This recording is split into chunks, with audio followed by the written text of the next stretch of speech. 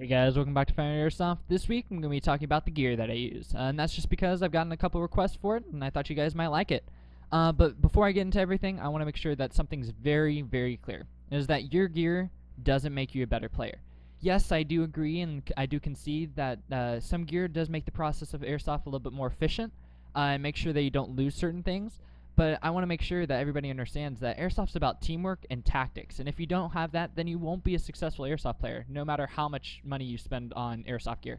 Like I've demonstrated through my Get Flanked videos, tactics are king. If you can sneak up on somebody, that's going to get them even if they have all the gear.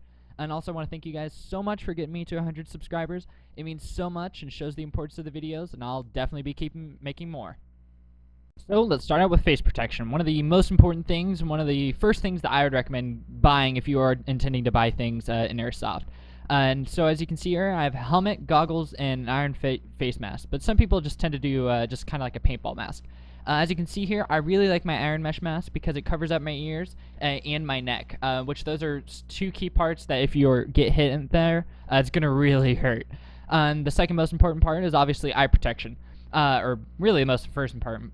But I really like my Pyrmex, or they're also sold in the Valken brand, goggles, and that's just because they're very slim profile, and if you lean on to your airsoft gun, they won't get in the way. And they don't really fog it a lot either because they're thermal and dual pane.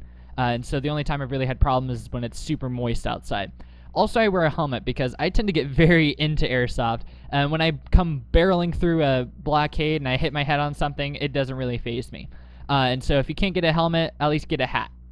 And then also I have my GoPro mount, which honestly I went onto Amazon, said sticky mounts, and that was the first thing that popped up. I slapped it onto my helmet, and it's worked for me great. And also don't feel pressured to film, because that seems to be a big misconception with a bunch of new players that I ran into, is that there's so much pressure to film Airsoft and look that it's cool, but in reality sometimes it does kind of get in the way of the fun of the game. But if you can make sure that you're having fun while doing it, then hey, go right along. Example me. So one thing that I'd like to say is that if you can get a bunch of gear, at least get some really good hiking boots, because as you're running through the forest or at any field, honestly, if you trip and fall, you are risking yourself of getting a really bad rolled ankle. And so having these boots that have this high ankle and this high sole to them really make sure that you won't injure yourself out in the field. And I highly recommend getting some boots. Obviously, if you go out there with tennis shoes, you'll be fine, but just remember, be safe. So, now to talk a little bit about the Airsoft Rifle, which is probably what a majority of you are here to look for. And so this is an Elite Force CFR, which is one of their mainstream Airsoft rifles, and I really enjoy it because, first off, it's the length. I'm a really tall guy, and having something that's a little bit longer and not so small really does make a world of difference.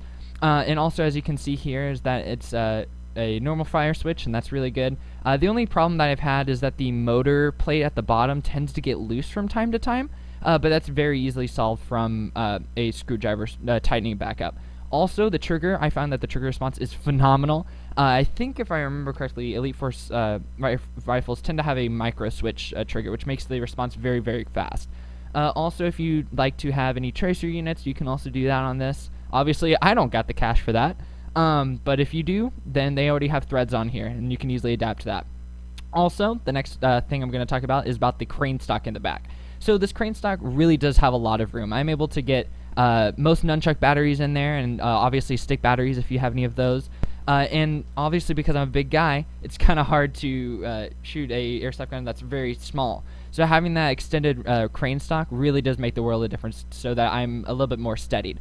Also, one thing that I found that's a big difference compared to a lot of other airsoft guns is that this one comes with sights. Obviously, this is airsoft and you don't really tend to use them because they're kind of pointless, but that's another story.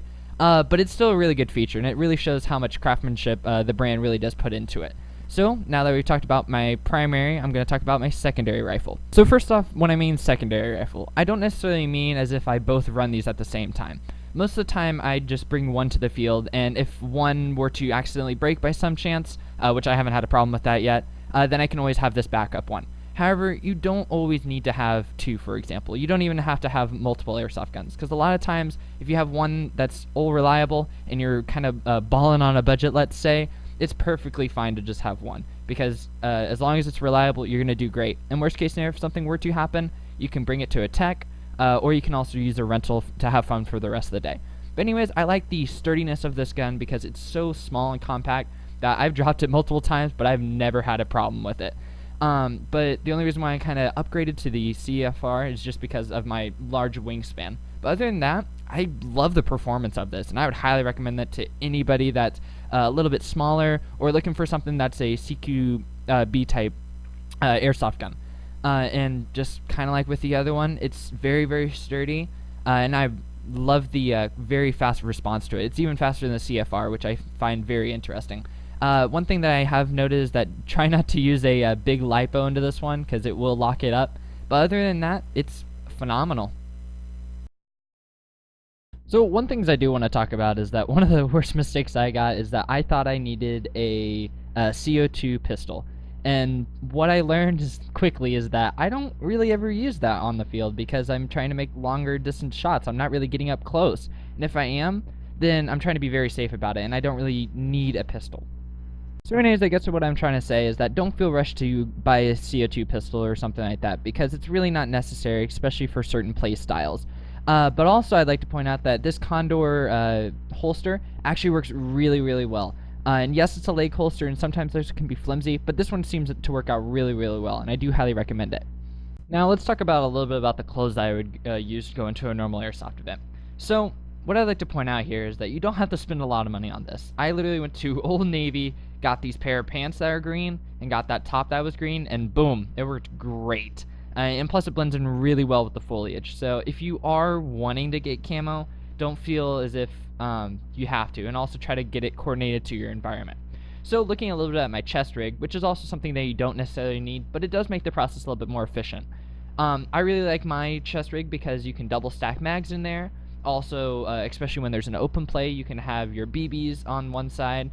So I can hold almost 4 mags in there. If I were to go all mags, mag pouches filled, then I could have done 6. Also, the chest carrier normally comes with a Velcro patch where you can put all your really cool patches, and it also comes with a pouch that you can hold a battery in. Now, what I'm doing right now is I'm showing up my dead rag, which this is an Elite Force dead rag pouch where it's refoldable back into its original form, and it's really, really helpful because this way you don't have to worry about losing your dead rag that's in your pocket.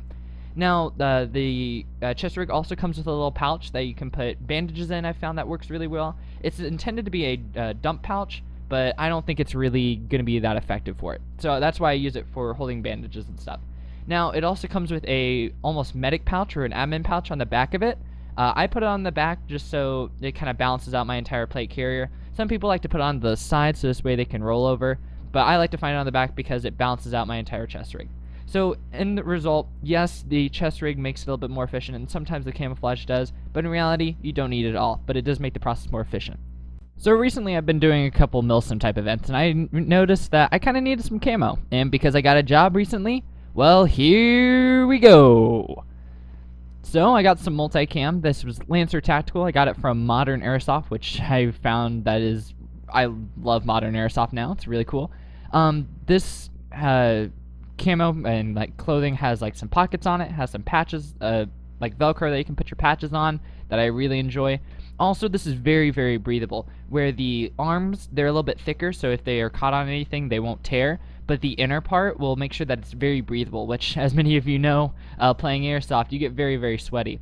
Also on the pants, I have found out that, yeah, I might need to wear a belt, but there's an adjuster on there that makes sure that it tightens all the way around, which that's a really big problem for me, because I'm very, very skinny. Anyways, guys, I just want to make sure that everybody knows that you don't have to spend a lot of money to have fun on Airsoft. Anyways, thanks so much for watching today's video. I know that I had gotten a couple requests for a gear type style review. But anyways, thank you so much for watching, and I'll see you out on the field. Wow, I just kind of took that from Jet Dozer Fox. Anyways, have a great day.